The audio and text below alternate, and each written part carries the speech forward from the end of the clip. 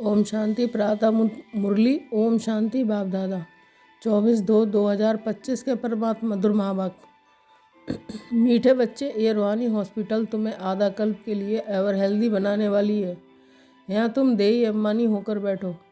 प्रश्न है, धंधा आदि करते भी कौन सा डायरेक्शन बुद्धि में याद रहना चाहिए? उत्तर, बाप का डायरेक्शन है। तुम किसी साकार व आकार को याद नहीं करो, एक बाप को याद करो तो विक्रम विनाश हो। इसमें कोई ये नहीं कह सकता कि फुर्सत नहीं है, सब कुछ करते भी याद में रह सकते हो। ओम शांति। मीठे मीठे रूहानी बच्चों के वृद्ध बाप का गुड मॉर्निंग। गुड मॉर्निंग के बाद बच्चों को कहा जाता है बाप को याद करो। बुलाते भी हैं, हे पतित पावन आकर पावन बनाओ। तो बाप पहले ही कहते हैं कि रूहानी बाप को याद करो। रूहानी बाप तो सबका एक ही है, फादर को कभी सर्वव्यापी नहीं माना जाता है। तो जितना हो सके बच्चे पहले बाप को याद करो। कोई भी साकार व आकार को याद नहीं करो सिवाय एक बाप के। ये तो बिल्कुल सहज है ना। मनुष्य कहते हैं हम बिजी रहते हैं, फुर्सत नहीं, परंतु इसमें तो फुर्सत सदैव है। बाप युक्ति बतलाते हैं, ये भी जानते हो कि बाप को याद करने से ही हमारे पाप भस्म होंगे। मुख्य बात यह है कि धंधे आदि की कोई मना नहीं है। ये सब करते हुए भी सिर्फ बाप को याद करो तो विक्रम विनाश हो। ये तो समझते हैं कि हम पतित हैं। साधु संत ऋषि मुनि आदि सब साधना करते हैं। साधना की जाती है भगवान से मिलने की। सो जब तक उनका परिचय ना हो तब तक तो मिल नहीं सकते हैं। तुम जानते हो बाप का परिचय दुनिया में कोई को भी नहीं है। देह का परिचय तो सबको है, बड़ी चीज़ का परिचय झट हो जाता है। आत्मा का परिचय तो जब बाप आए तब समझाए। आत्मा और शरीर दो चीज़ें हैं। आत्मा एक स्टार है और बहुत सूक्ष्म है, उनको कोई देख नहीं सकते हैं। तो यहाँ जब आकर बैठते हैं तो देही अभिमानी होकर बैठना है। ये भी एक हॉस्पिटल है ना, आधा कल्प के लिए एवर हेल्दी होने की। आत्मा तो है अविनाशी, कभी विनाश नहीं होती है। आत्मा का ही सारा पार्ट है। आत्मा कहती है मैं कभी विनाश को नहीं पाती हूँ। इतनी सब आत्माएं अविनाशी हैं, शरीर है विनाशी। अब तुम्हारी बुद्धि में ये बैठा हुआ है कि हम आत्मा अविनाशी हैं, हम 84 जन्म लेते हैं। ये ड्रामा है, इसमें धर्म स्थापक कौन कौन कब आते हैं, कितने जन्म लेते होंगे ये तो जानते हो। 84 जन्म जो गाए जाते हैं जरूर किसी एक धर्म के होंगे। सभी के तो हो ना सके, सब धर्म इकट्ठे तो आते नहीं। हम दूसरे का हिसाब क्यों बैठ निकालें। जानते हैं कि फलाने समय पर धर्म स्थापन करने आते हैं, उसकी फिर वृद्धि होती है। सब सतो प्रधान से तमो प्रधान तो होने ही है। दुनिया जब तमो प्रधान होती है तब फिर बाप आकर सतो प्रधान सत्युग बनाते हैं। अभी तुम बच्चे जानते हो कि हम भारतवासी फिर कई नई दुनिया में आकर राज करेंगे और कोई धर्म नहीं होगा। तुम बच्चों को भी जिनको ऊंच मतरवा लेना है वह जास्ती याद में रहने का प्रसाद करते हैं और समाचार भी लिखते हैं कि बाबा हम इतना समय याद में रहता हूँ। कई तो पूरा समाचार लज्जा के मारे नहीं देते, समझते हैं कि बाबा क्या कहेंगे, परंतु मालूम तो पड़ता है ना कि स्कूल में टीचर स्टूडेंट को कहेंगे ना कि तुम अगर पढ़ेंगे नहीं तो फेल हो जाएंगे। लौकिक माँ बाप भी बच्चे की पढ़ाई समझ जाते हैं। ये तो बहुत बड़ा स्कूल है, यहाँ तो नंबरवार बिठाया नहीं जाता है, बुद्धि से समझा जाता है। नंबरवार तो होते ही है ना। अब बाबा अच्छे बच्चों को कहाँ भेज देते हैं, वह फिर चले जाते हैं तो दूसरे लिखते हैं हमको महारथी चाहिए। तो ज़रूर समझते हैं कि हमसे होशियार नामी गिरामी है। नंबरवार तो होते हैं ना। प्रदर्शनी में भी अनेक प्रकार के आते हैं तो गाइड्स भी खड़े रहने चाहिए जांच करने के लिए। रिसीव करने वाले तो जानते हैं कि ये किस प्रकार का आदमी है, तो उनको फिर इशारा करना चाहिए कि इनको तुम समझाओ। तुम भी समझ सकते हो, first grade, second grade, third grade सब है। यहाँ तो सबकी सर्विस करनी ही है। कोई बड़ा आदमी है तो ज़रूर बड़े आदमी की खातिरी तो सब करते ही है। ये कायदा है। बाप अथवा टीचर बच्चों की क्लास में महिमा करते हैं, ये भी सबसे बड़ी खातिरी है। नाम निकालने वाले बच्चों की महिमा अथवा खातिरी की जाती है। ये फलाना धनवान है, रिलीजियस माइंडेड है, ये भी खातिरी है ना।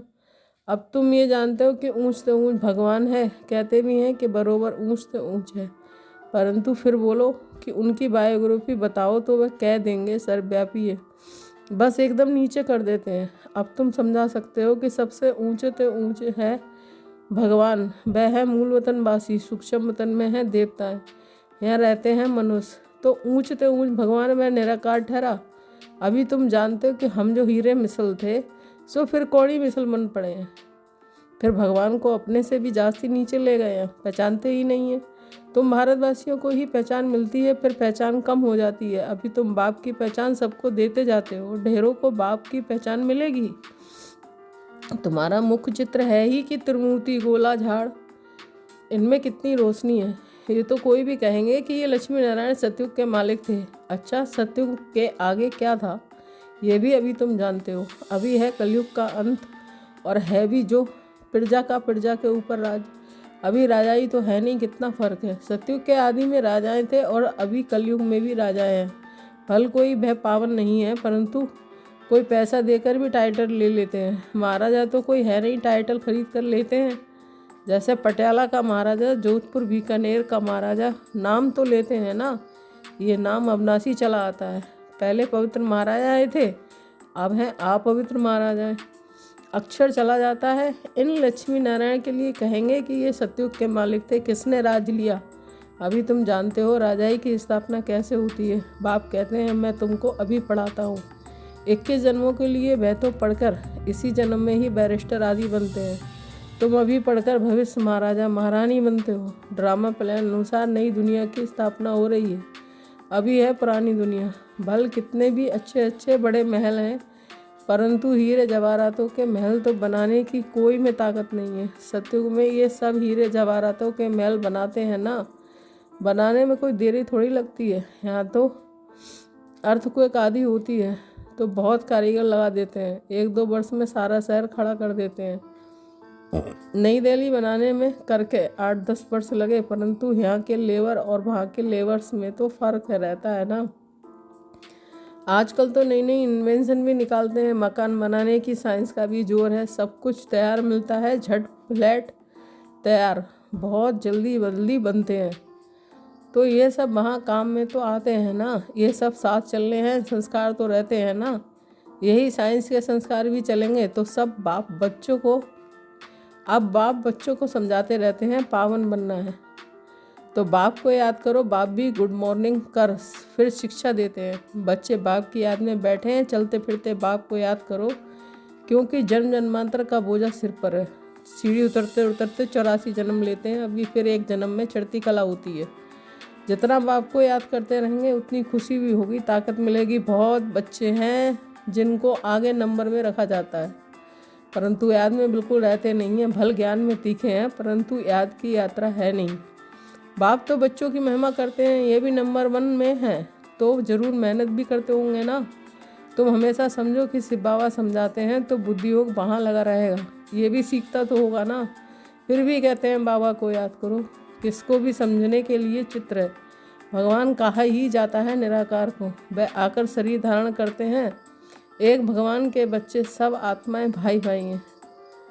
अभी इस शरीर में विराजमान है। अभी सभी अकाल मूर्त हैं। ये अकाल मूर्त आत्मा का तख्त है। अकाल तख्त और कोई खास चीज़ नहीं है, ये तख्त है अकाल मूर्त का। भक्ति के बीच में आत्मा विराजमान होती है, इसको कहा जाता है अकाल तख्त। अकाल तख्त अकाल मूर्त का, आत्माएं सब अकाल हैं।